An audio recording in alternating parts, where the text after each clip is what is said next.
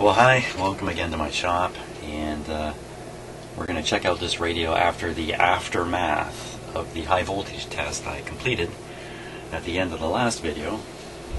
And if you watched that last video, you know it ended with a nice pop coming out of this radio while I applied a test voltage to the, let's call it the output side of the power supply filter.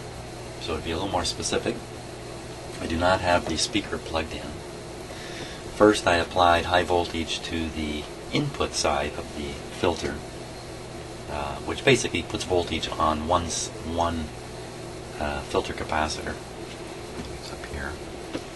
And that seemed to go fine. I could put it up to around 200 volts, just held it there for 10-20 seconds, everything was fine. I then repeated that with the speaker unplugged on the other the output side of the power supply filter capacitor. That would apply voltage throughout the radio to all the screens and to all the plates, just as it would normally. And that was going along fine, got it up to around 200 volts, and then pop. There was a nice loud pop out of the corner of my eye, and I'm so sorry I didn't get this on video, because man, this would have really helped. I'm sure I saw sparks come out the bottom of the radio. And my power supply itself showed a very high current flow at that point, my high voltage supply. So I didn't want to stand there and gawk at it. I just turned it off very quickly.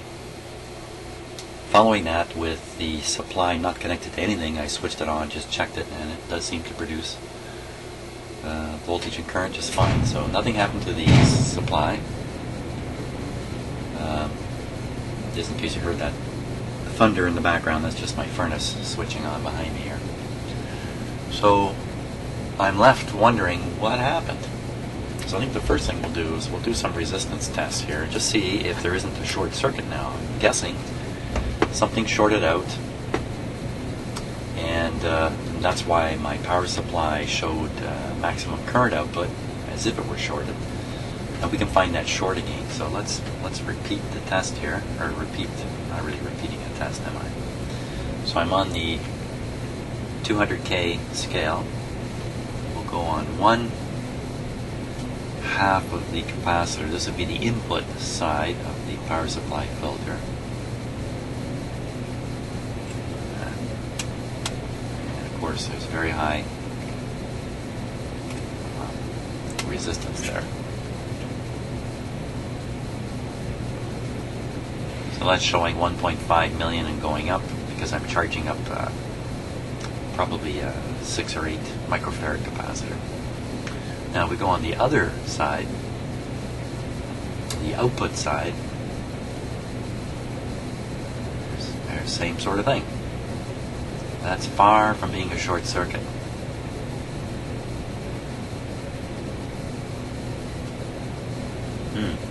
So, what happened? What happened? What happened? Let's see, what's possible? Well, I guess one thing that's possible is the clip lead may have shifted slightly in the radio and shorted to something grounded. Now, let's see, I had it, this is off, the radio's off and unplugged, there's no power anywhere, so I had it plugged like this, I had it clipped like this.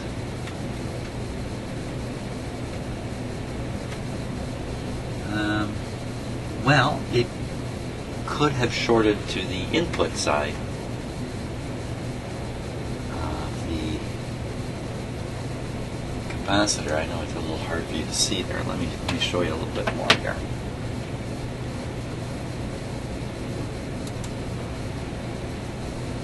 Okay, so looking in at the capacitor terminals, there's the 3 of them. This one's grounded.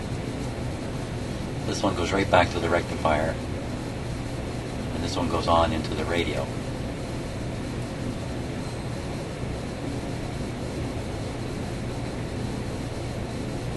Wait a second now. Shouldn't there be a hold on a second here. I got things wrong here. This might be a 3-section capacitor. Not that it would matter. The ground point I used was the chassis. I just clipped onto the chassis. At first I thought this terminal here was just going by wire to this ground point, but it's not. The wire carries on and goes all the way out to the output tube.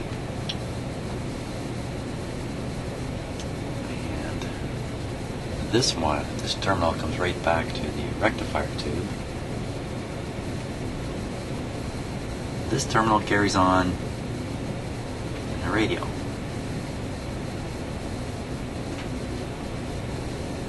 It also comes down to the output tube. What?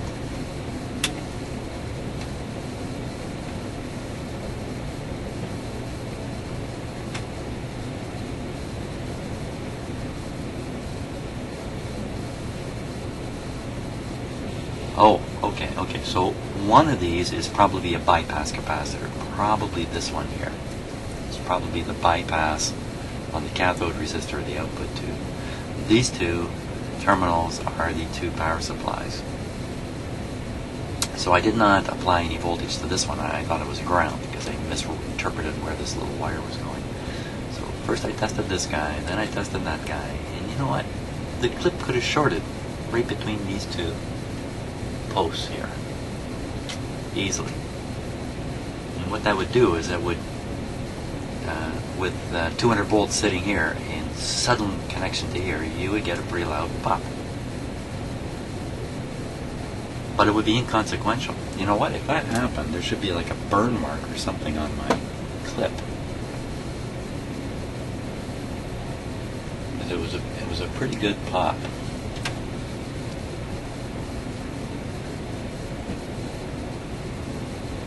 This guy's pretty beat up from previous battles.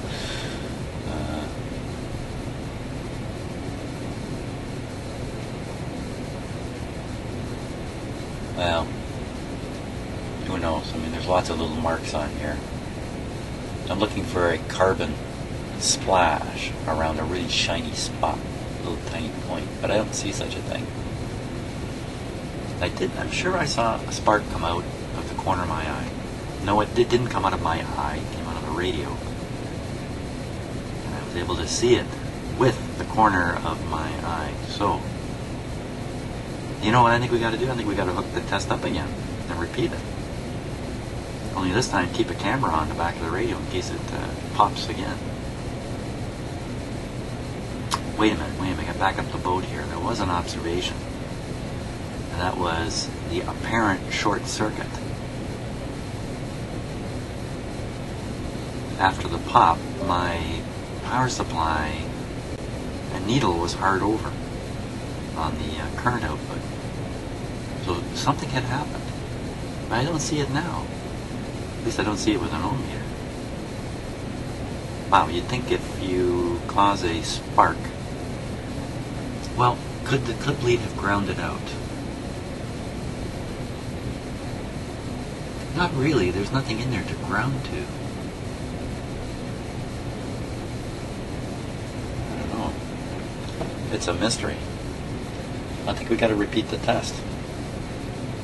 As a little unnerving as that is, I think we got to repeat it. So let's do that. Go slow. I'll protect my power supply just in case. Just in case. Now, clipping very carefully.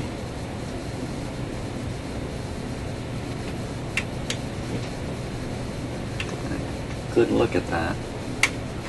There it is.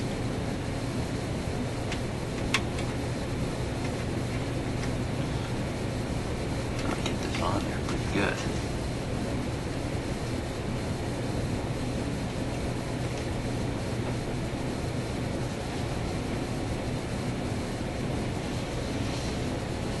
Well, I have no reason to think that there's a ground on it, but let's just take a look.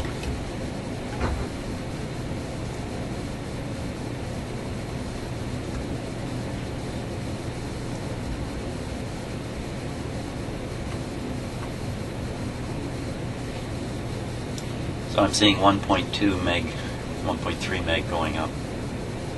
Probably going to reach 2.5 to 3 megohms here in the end. And that's certainly not a short.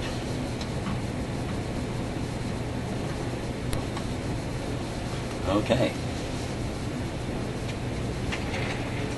This time we'll keep the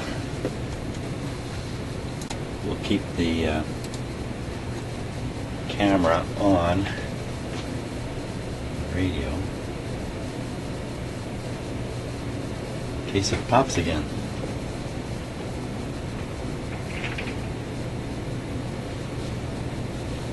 I'm just a little bit nervous about this, as I guess I should be. Okay, so keep an eye on both things now. Voltage is turned down. We're going to switch this on. Here we go. I've got my eye on the voltmeter. You've got your eye on the current meter. If there's a short here, it's going to show up right away. We can see current leaping up. 25 volts and nothing's happening. So, okay. I don't like doing this.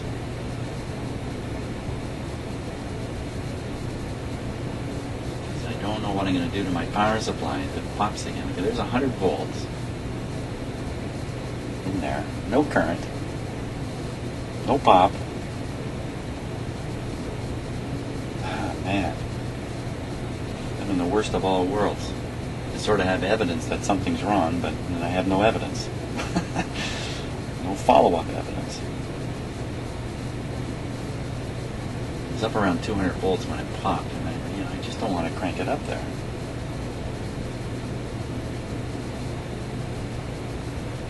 Well, I kind of have to, because 150. Because sooner or later I'm going to plug this thing in and risk the radio power supply. I don't want to do that. 200 big ones on there now. Mr. Voltaire would be impressed. Nothing is happening on the radio. Can't see any jerking in the current. No evidence of breakdown. No sounds. No nothing. Give me something. Give me anything. Okay, typically the B plus on a radio like this is up around 300, so here we go. I'm almost sweating here, even though it's only a little pop. It's, tell you what else I hate. I hate getting static electricity shocks. I get them all the time from my car. I don't want to get out of my car and touch the doorknob on my house. It makes me nervous. Okay, we're holding at 250. I'm such a chicken over stuff like this. Maybe that comes with a few shocks in life. Okay, we're going up to 300. Oh my Lord. Okay, we're at 300. There you are. In case you're doubting me, there it is, 300. 300. Zero leakage. Zero popping. Zero, nothing.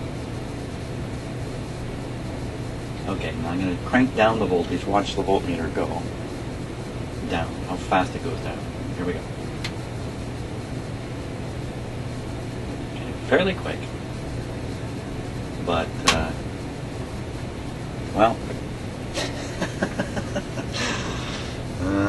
another mystery. Life is full of mysteries. They all seem to congregate in my shop here for some reason. So, well, I guess what happened on the last test was just one of those things. I don't see anything here that's...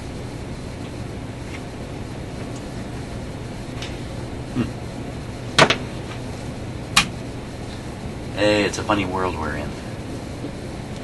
Maybe I should plug in the speaker and repeat that test again. Yeah, why don't we do that?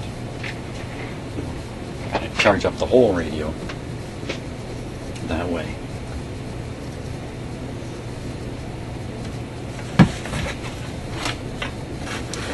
By the way, if you see I protected the speaker with cardboard again.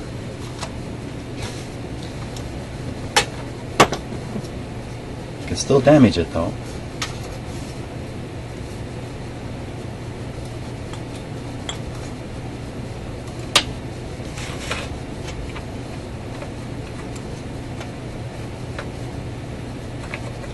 And I'm trying to plug this in without straining the wires too much. There we go. There we go. It's plugged in. Put a little bit of a twist on the wires, but not too much. Okay, let's bring back the supply leads again.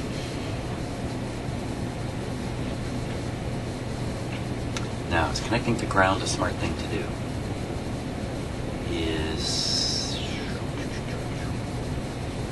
I'm looking for any indication that in fact the chassis is part of the grounding system here. See, when I looked at the capacitor the last time, the filter capacitor, I mistakenly saw what I thought was a ground lead soldered to a ground lead. I now realize that that's not the case. It could be my high voltage testing has been bogus here too. If I'm grounding to a chassis that in fact is not hard grounded to the circuits. Just looking for some proof. So I'm looking for any ground connection.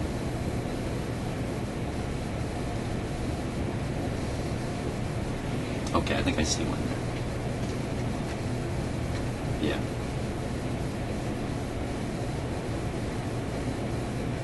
Ground connection to the chassis. I see a couple. I think I see a couple that are definitely circuitry going to ground without a capacitor in there.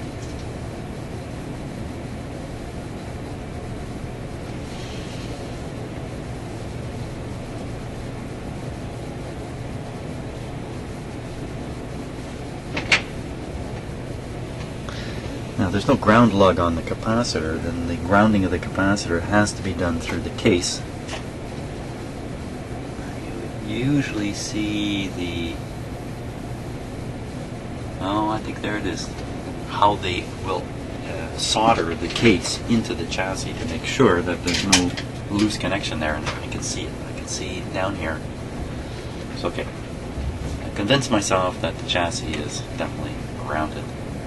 Speakers plugged in, power supply is on standby, so there's no voltage here. We'll clip onto the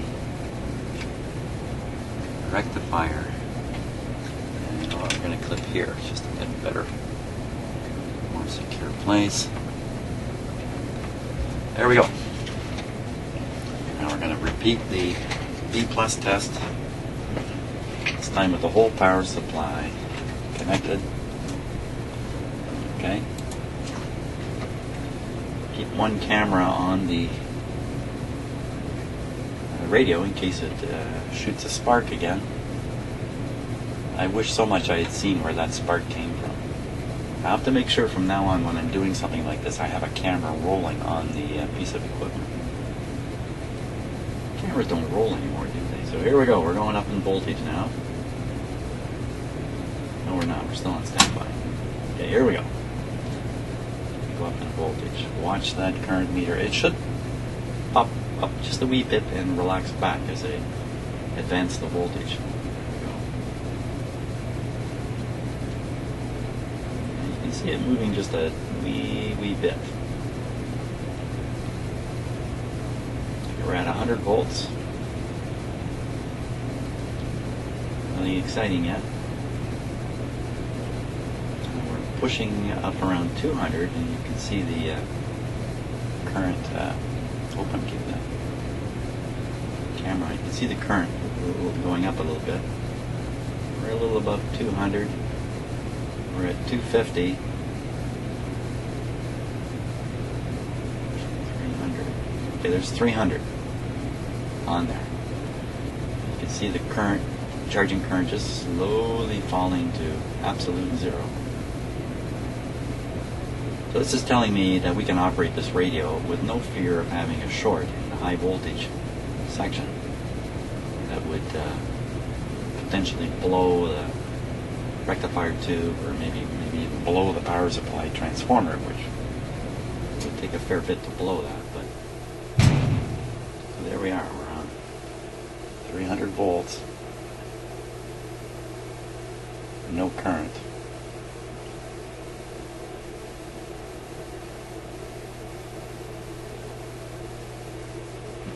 Just giving it another moment there.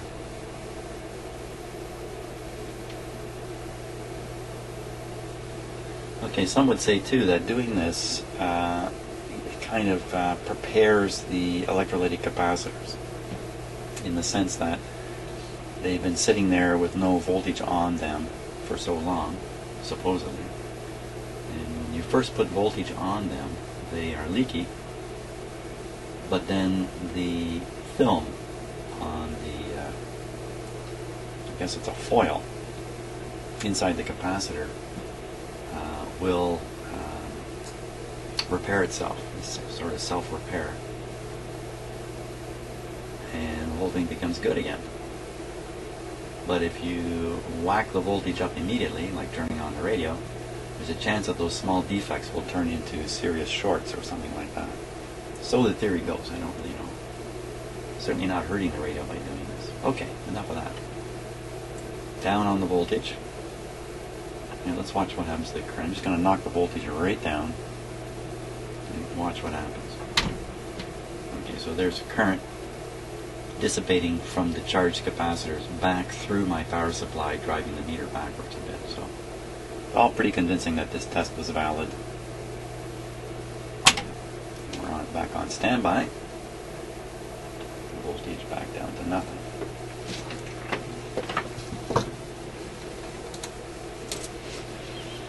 Okie dokie. So, whatever the pop was, we don't know. I think I've done enough testing here to suggest that this radio is actually fit for operation.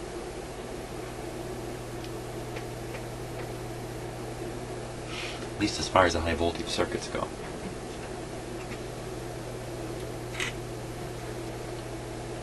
We're getting closer and closer to just starting this guy up.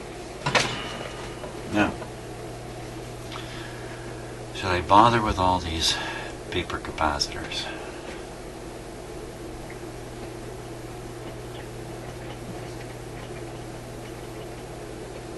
There's only 5 of them. 1, 2, 3, 4, 6 of them. 6 of them in there. One's a little hard to get to. Yeah, you know, it's probably worthwhile changing them out, because here they are right in front of me, and they're pretty easy to get at, and only 6. And probably, in the worst case, they've lost their capacitance. That's probably what's happened here.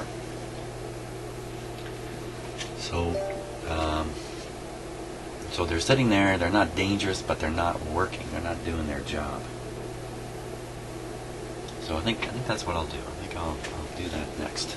Change out those 6 capacitors prior to starting up the radio, which is not my usual way, because I'd like to know if the radio works before I start changing parts in it. Helps me identify if I've introduced a fault by changing parts. Basically, if the radio works, I change the parts and it doesn't work, well then I know I did it with those parts. If I don't test the radio, I change the parts, the radio doesn't work. I don't know why. Got no idea why. What do you think? What do you think? I think I'm going to think about this just for a minute.